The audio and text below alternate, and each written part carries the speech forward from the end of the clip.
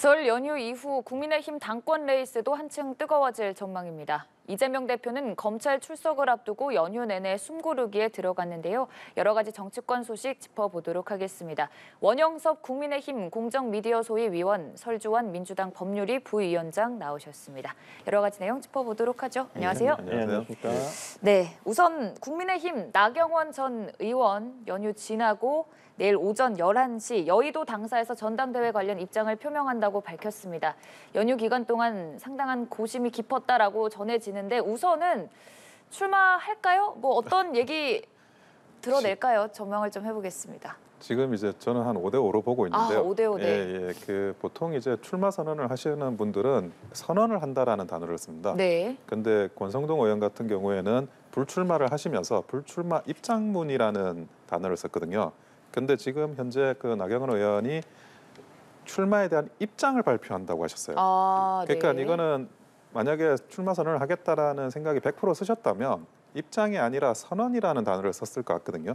그래서 입장이라는 단어를 쓸 때는 아직도 저는 고민을 하고 있다고 생각을 하고 있고요. 근데 한편으로는 제가 이제 그 점쟁이처럼 점을 친다라는 개념이 아니라 그 만약 내가 나경원 의원의 참모다. 만약 그렇다 그러면 저는 불출마를 하시라고 말씀을 드리고 싶어요. 네. 그 부분은 지금 이제 그동안 이제 몇 가지 정치적인 수를 두면서 굉장히 어려운 상황에 몰려 계세요. 그리고 이제 그 아주 그 좁은 계곡을 정말 뭐 탑건의 한 장면처럼 그 비행기를 몰고 가고 그리고 나서 그 계곡을 통과해 가지고 어떤 미션을 클리어해야 되는데 그 과정에서 이제 계곡 담벼락에도 부딪히고 지금 뭐 대공 미사일에도 부딪히고 지금 그 상황이거든요. 근데 그러면 출마 선언을 하면 그런 이슈들이 전부 사라지고 새로 세팅을 할 수 있느냐? 그게 이제 굉장히 어려워요. 왜 그러냐? 지금 이제 그 전당대회의 이슈는 그 윤석열 대통령님과의 어떠한 관계 설정을 당대표 후보자들이 할 거냐로 이슈가 다 포커싱이 됐습니다. 예를 들어 뭐 김기현 의원 같은 경우에는 친윤 그리고 이제 대통령님의 핵심 이제 그 측근 그룹인 뭐 장제원 의원으로 표상되는 그 그룹과는 친장 이렇게 이제 표상 스탠스를 정했고 그리고 안철수 대표 같은 경우에는 이제 그 친윤 반장 그리고 그 유승민 의원 같은 경우에는 반윤 반장 이렇게 지금 스탠스를 다 정했거든요. 네. 그러면 이 상황에서 나경원 의원이 어느 스탠스에 어떻게 이 문제를 자기의 스탠스를 잡고 캠페인을 벌일 거냐. 근데 그 캠페인을 벌이기가 굉장히 곤란해요. 지금 이제 그 최근 들어가 가지고 이 대공 미사일에 맞고 하는 이런 현상이 캠페인을 벌이다 보면 또 발생할 가능성이 굉장히 높거든요. 근데 어떤 분들은 그런 이야기를 해요. 뭐 이래 주거나 저래 주거나 마찬가지다. 근데 그거는 사실이 아니고요. 그러니까 나경원 의원께서 이야기하신 제일 중요한 메시지 중에 하나가 사과입니다. 이 사과는 뭐냐? 친윤으로 가겠다는 거예요, 스탠스를. 근데 친윤으로 사과를 한다, 친윤으로 가겠다 그 스탠스를 정했는데 그걸 가지고 다시 뭐 예를 들어 그 반윤으로 간다. 반윤으로 가버리면 기존의 사과는 전부 0이 돼버리는 거죠. 0이 되는 수준을 넘어서서 약간 이거는 뭐 기망을 했다 그런 수준까지 가버리는 거예요. 0이 아니라 마이너스 100으로 떨어지는 상황이 발생할 수 있어요. 네. 그래서 그 캠페인의 수행이 굉장히 어렵고 그 어려운 걸 수행하기에는 나경원 의원이 지금까지 둔 수가 그렇게 나머지 수를 수행할 정도로 그런 어찌 보면 어려운 거를 해낼 것 같지가 않다라는 거예요. 근데 제가 이제 말씀드리는 건 그러면 나경원 의원은 전투기 조종사가 아니지만 그럼에도 불구하고 폭격기 조종사입니다. 그러니까 이 서울에서 오세훈 시장과 나경원 의원은 우리 국민의힘에서 띄울 수 있는 이 두 대의 아주 거대한 폭격기들이에요.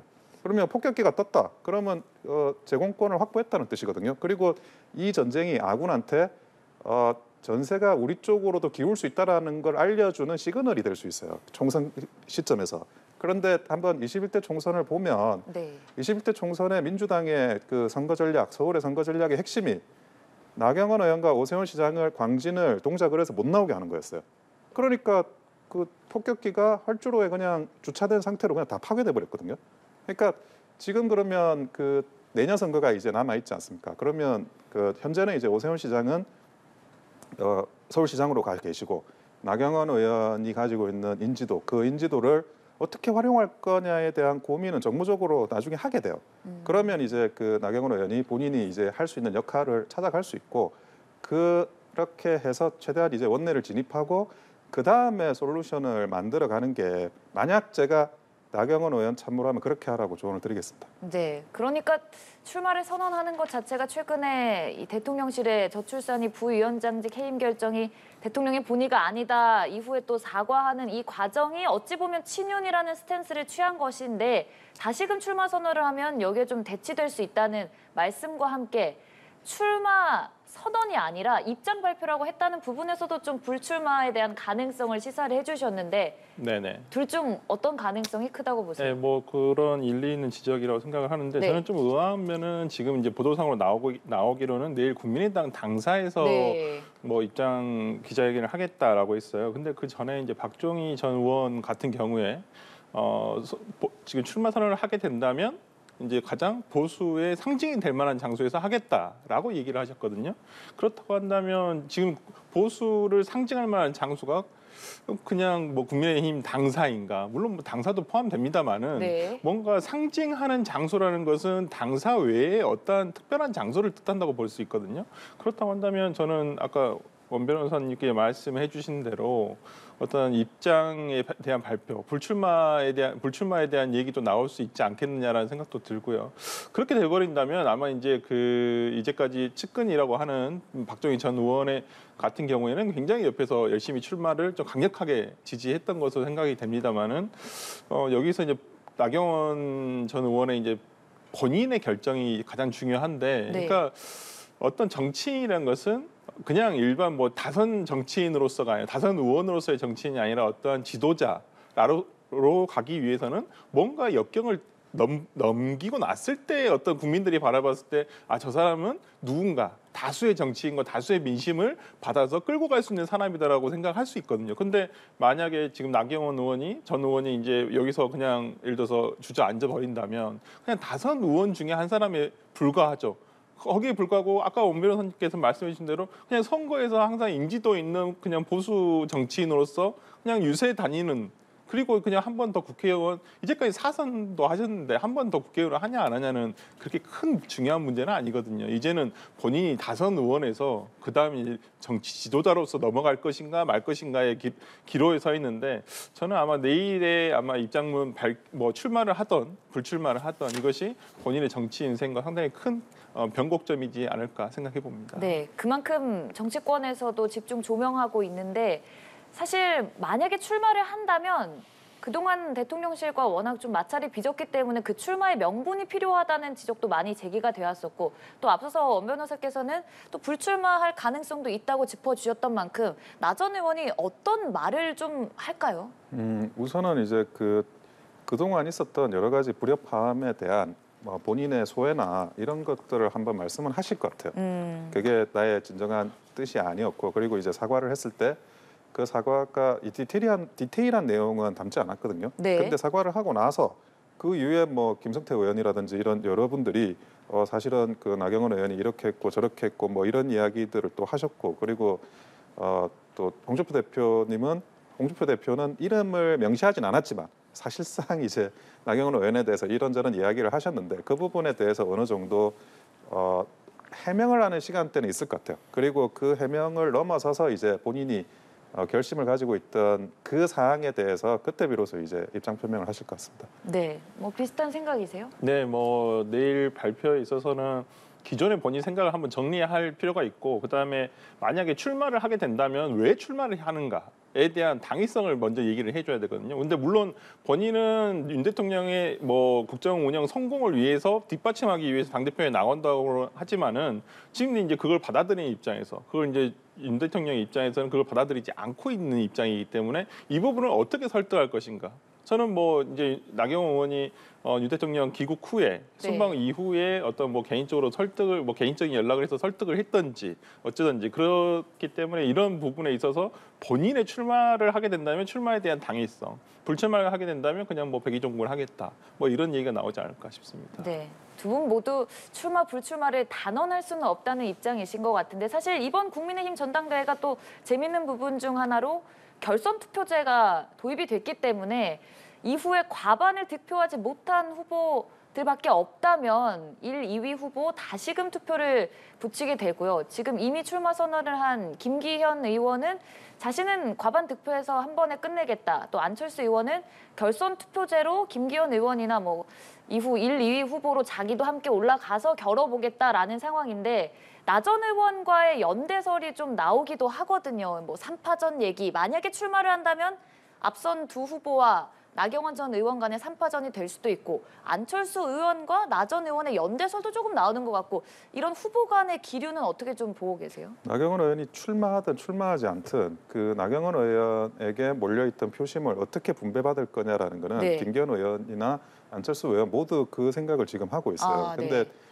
이재호 전 의원 같은 경우에 지금 이제 방송에 나와서 그 초선 성명하신 분들 그분들 그렇게 여러 명 해가지고 이제 나경원 의원을 공격한 게 정당하지 않다 이런 이제 이야기를 하셨는데 그 전에 입장하고 약간 다르죠. 이건 뭐냐 이제 나경원 의원에 대한 동정표가 발생할 수 있습니다. 그 나경원 의원에 대한 동정표가 그러면 그 김기현 의원 쪽으로 갈 거냐? 그게 아니라 김기현 의원이 아닌 그 안철수 의원 쪽으로 갈 거냐? 이 부분을 이제 견제해야 되는 상황이 발생한 거예요. 근데 계속 이제 나경원 의원에 대해서 이렇게 좀 비토 의견만 내다 보면 그러면 그 약자를 좀 도와주고 싶어 하는 그런 이제 인간의 심정이라는 건 당연한 거거든요. 그게 정치판에서는 아주 구체적인 표로 나타납니다. 그 부분을 이제 견제하는 문제가 있고 두 번째는 이제 그 안철수 대표 같은 경우에는 어쨌든 나경원 의원에 몰려있던 표를 자기 쪽으로 끌어올려야 되는데 거기에 대해서 수도권 연대론 같은 걸 이야기를 하는 거죠.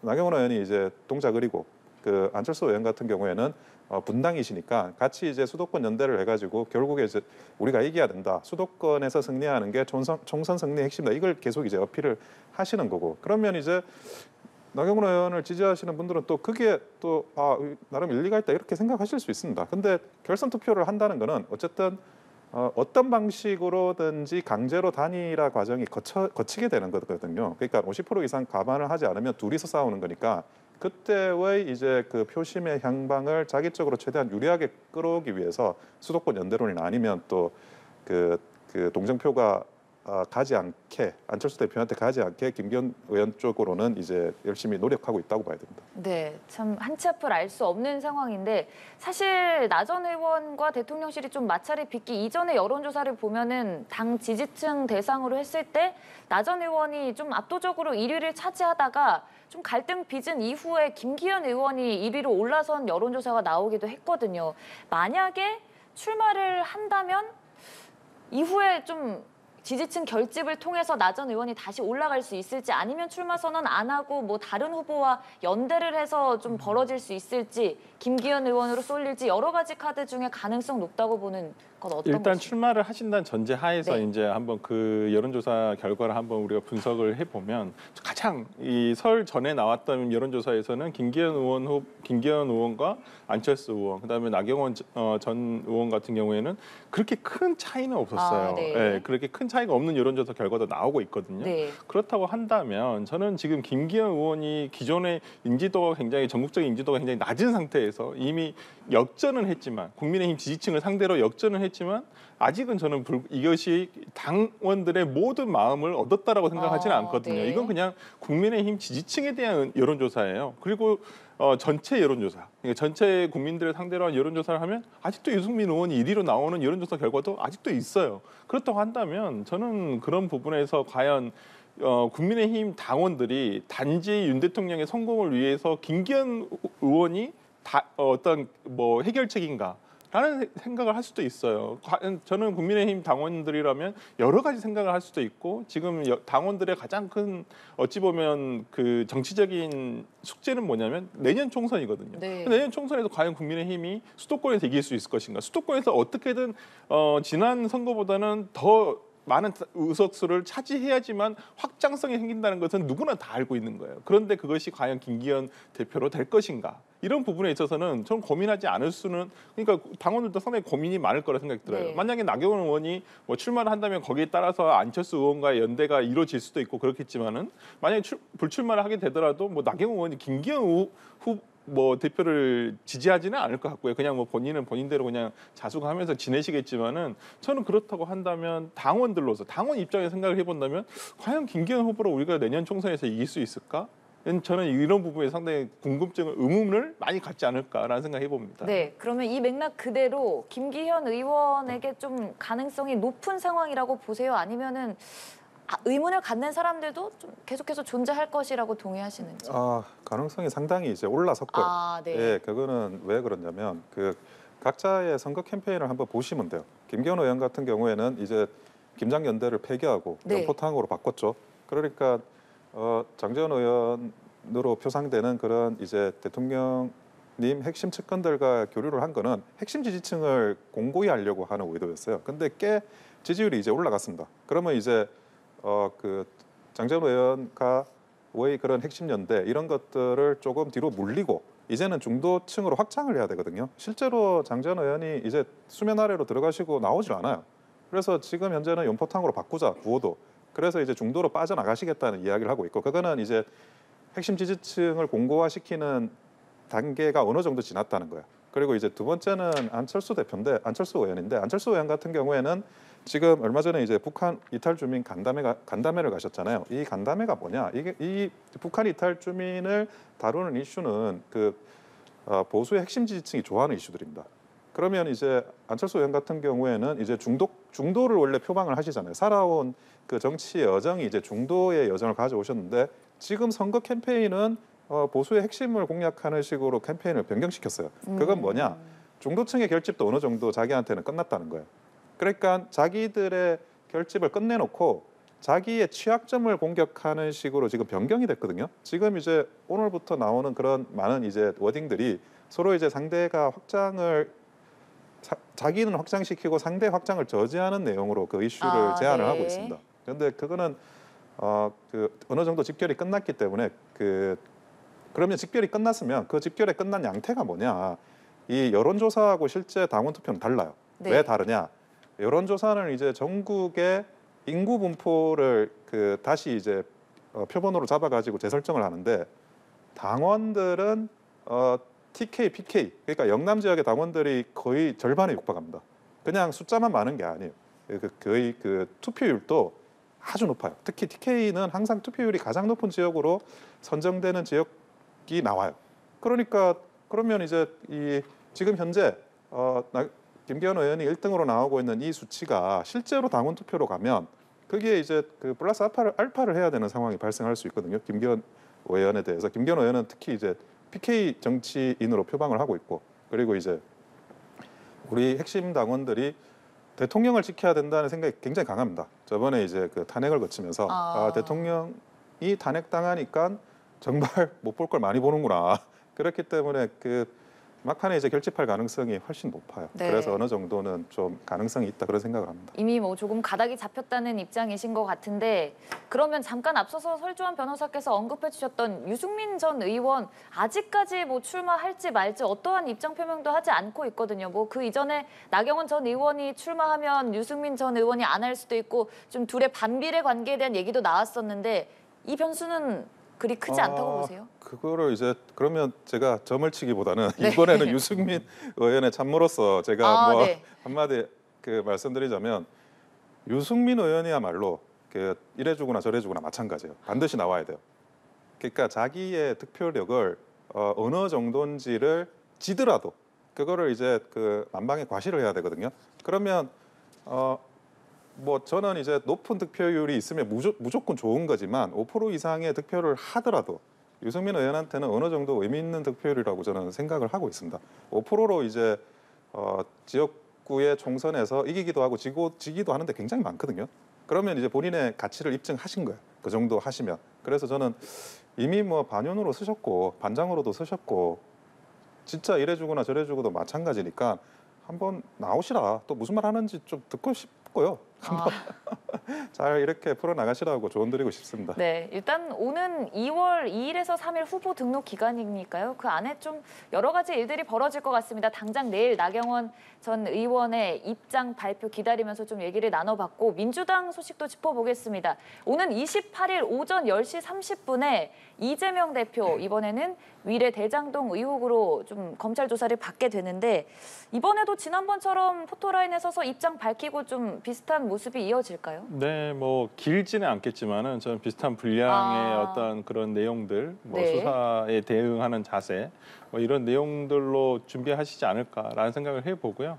뭐 지난번과 같이 의원 다수가 예를 들어서 집행부라든지 이제 의원들의 다수가 참석을 하지는 않을 거라고 예상을 합니다. 네. 물론 이제 뭐 그 이재명 대표 본인도 그걸 좀 만류를 했었었고 또 뭐 의원 개개인별로는 뭐 참석을 하고 싶다라는 사람도 꽤 있습니다만은 어떤 대표의 뜻에 따라서 참석하지 않을 확률은 높은데 저는 지지자들이 아마 참석을 많이 하지 않을까. 일반 시민들이 이재명 대표를 지지하는 시민들은 상당히 많은 수가 아마 응원하러 가지 않을까 생각해 봅니다. 네, 그리고 이재명 대표의 입장도 지난 조사 때와 동일하게 계속 검찰에 좀 대응하는 네, 기조로 그렇습니다. 갈 거라고. 지금 뭐 네. 지난 뭐 FC 성남시청 출석 때와 마찬가지로 지금 설 연휴 지금 계속 민주당에서 나오고 있는 메시지들은 이제 검찰에 대한 어떤 항의 표시들이 상당히 많거든요. 그렇다고 한다면 실제 검찰이 뭐 일반적으로 그냥 수사를 하는 것인가에 대한 물음은 상당히 좀 의혹이 많습니다. 그러니까 이것이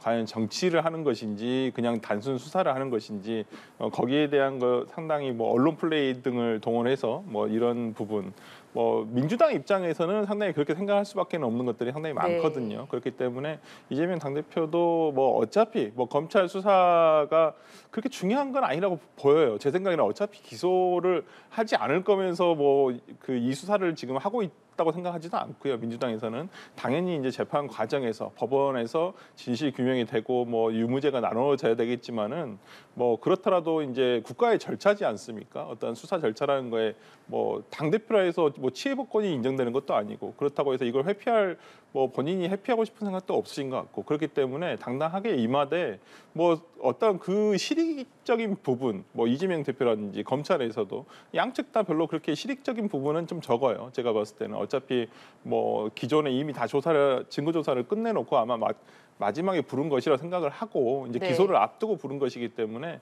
저는 어차피 뭐 그 법원에서 밝혀진다고 한다면 이제 그 다음 장르 저는 이제 검찰에서의 시간보다는 이제 법원에서의 시간이 훨씬 더 네. 중요하지 않을까 생각해 봅니다. 네, 어차피 기소는 정해진 것이다. 다음 법원에서의 싸움을 오히려 좀 짚어주셨는데요. 비슷한 생각이세요? 제가 볼 때는 좀 체포동의안 문제가 아직 확정이 안 난 것 같아요. 네. 그러니까 무슨 말이냐면 그 가장 이제 핵심은 체포동의안이 가결될 거냐 부결될 거냐. 거기에 따라서 이제 이재명 대표는 자기의 스탠스를 정하는데 네. 그 처음에 이제 그 저번에 성남 FC 갔다 오고 나서 그 이해찬 전 대표가 이재명 대표를 사수해야 된다라는 발언을 한번 하신 적이 있어요. 그리고 나서는 이제 민주당의 기류가 그러면 이제 소환에 응하지 않겠다 이런 기류로 바뀐 것 같더라고요. 근데 소환에 응하지 않으면 어떤 문제가 생기냐면 체포영장이 발부됩니다. 그리고 이제 그 구속영장 같은 경우에도 검찰이 신청을 하게 돼요. 소환을 안 했으니까. 근데 그 만약에 소환을 가면 적어도 이제 아니 내가 그 검찰이 오라 그래서 다 갔는데 왜 구속영장 발부하냐 신청하냐 이런 식으로 그 반대 논리를 구성하면서 싸울 수 있는 여지가 생기거든요. 그래서 그 부분에 대해서 그 이재명 대표가 어떻게 이 상황을 판단하느냐. 근데 제가 뭐 그 이재명 대표는 항상 당당하게 뭘 임하겠다고 하시면서 당당한 적은 본 적은 없어요. 진술 거부나 이제 묵비권 정도 행사하시는 것 같은데, 근데 이제 그 소환을 한다는 거는 그 체포동의안의 그 부결 여부를 소환에 응한다는 건 체포동의안의 부결 여부를 확신을 못하는 거예요. 네. 그리고 이제 그 지금 현재 그 민주당에서 일어나고 있는 여러 가지 이제 모임들의 결성이나 이런 것들이 포스트 이재명을 전제로 한 모임이라고 보여질 그 상황들이 굉장히 많습니다. 그러면 이제 이재명 대표가 예를 들어 이제 기소만 되더라도 당 대표에서 내려와야 될 수도 있어요. 그렇게 되면 그 이후에 공천권을 가진 당 지도부를 구성하는 데 있어 가지고 각자 이제 힘겨루기를 하는 그 준비를 미리 이제 들어간 게 아닌가 그런 느낌도 들기 때문에 그 부분에 대해서 이재명 대표가 소환이 되는 그날까지 굉장히 장고를 하실 거라고 생각합니다. 네. 근데 사실 최근에 그 노웅래 의원 체포 동의안 때 이미 국회에서 좀 부결이 됐었는데 이재명 대표가 이번에 체포 동의안에 대해서 부결될 거라고 확신하지 못한다라고 말씀을 하신 이유는 뭘까요? 이건데요. 결국 이제 국회의원들이 투표를 하는데 그 국회의원들의 공천권 문제가 있는 거죠. 네. 그러니까 노웅래 의원 같은 경우에는 워낙 그게 초창기고 그리고 이제 노웅래 의원을 부결시키고 나서 그 후과가 꽤 있었어요. 지지도가 완전히 역전돼 버렸거든요. 그러면 이제 이재명 대표의 체포동의안을 부결시키고 또 어떤 민주당 측의 의원이 체포동의안이 올라갈지도 모르는데 그걸 부결시키고 이런 것들이 굉장히 부담스러워요. 그 지지율이 총선까지도 연결이 될 수가 있습니다. 근데 아마 좀 다른 관점으로 해석하시는 분들은 체포동의안을 부결할 거라고 생각하겠지만 네. 제가 볼 때는 그런 여러 가지 상황 때문에 확신할 수 없다고 봅니다. 네, 뭐 민주당 내 그 당헌 80조에 당 대표가 기소가 되면 당 대표직을 뭐 내려놔야 되냐 안 해야 되냐 이런 논란과 함께 또 체포동의안이 국회에 올려졌을 때 부결될 가능성까지 차치할 수 없다는 두 부분을 좀 짚어주셨는데요. 일단 체포동의안은 부결될 수밖에 없죠. 네. 왜 그러냐면 노웅래 의원 같은 경우는 검찰에서의 주장을 한 기소 사실과 그다음에 증거로서 모인 금원에 대한 3억에 대한 내용들이 너무 큰 편차가 있었어요. 그러니까 당사자의 주장하는 내용과 항변과 검찰이 주장한 내용이 너무 큰 갭이 있었기 때문에 국회의원들이 생각했을 때는 이 정도는 조금 일리가 있지 않겠느냐라고 생각을 했던 것이고 이재명 당대표 같은 경우에는 더 예를 들어서 이건 그냥 법리적인 판단이에요. 과연 시장으로서 이러한 행정행위를 한 것이 이렇게 허가를 해준 것이 과연 이것이 배임이 될 것인가 안 될 것인가 이것이 과연 과거에 거의 1년 동안 끌어왔습니다만 예를 들어서 김만배 천화동의 1호의 주인이 이재명 대표다라는 어떤 직접적인 증거가 나오지 않은 상황에서 그냥 단순히 이런 행정행위의 허가를 대장동 어떤 그 사업에서의 그냥 허가권자가 이재명 당시 시장이다라는 이유만으로 이것을 죄가 있다. 명확하다 이렇게 얘기할 수는 없는 것이거든요. 이것은 국회의원들 판단해도 이건 법원에서 그냥 판단돼야 될 문제이지 이걸 체포 동의안을 가결시켜서 이것을 구속 상태에서 해결할 문제인가? 저는 그렇게 보지는 않거든요. 그러니까 어떤 부정부패 혐의보다는 어떤 법률적인 해석의 문제만 남았기 때문에 저는 이 부분에 대해서는 가결되기는 굉장히 힘들 거라고 보이고요. 그다음에 지금 이재명 당대표는 지난번에 얘기를 했어요. 자기가 경기도지사 시절에도 이렇게 대법원 재판까지 받으면서 받고 있었지만은 하루에 일주일에 2번씩 재판을 받았지만 자기는 경기도 지사 역할을 너무 잘했다.